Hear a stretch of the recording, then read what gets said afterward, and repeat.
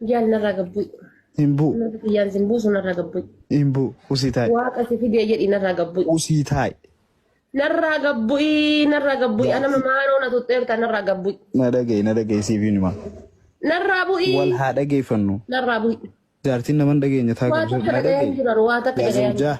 Yaa zawjati. Indoom surprise anarraa feetaayyuu. Ana Of course. Prankii akkasii na gootee naasuu guyyaa sanaan nahe silaa makiinaa oofaa jiraadde akkamiin ta'a. Gaafa suuqilee haaseentu jettee bara guyyaa suuqilee haaseentu naasuu harri fadheerraa jee bar naasuu harri fadheerraa.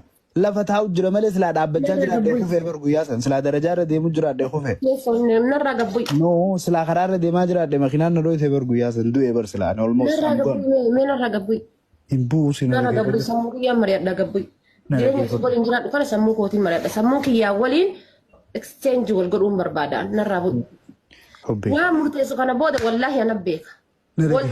Wallaahi waan murteessu ana beeka. Na dhageeffadhu mee kutu. Surprise. Jedhee bar waan murteessu ana beeka. Waan surprise si yaachisin. Na dhage waan surprise si yaachisin. Surprise hin godha akka ajaa'ibaatti.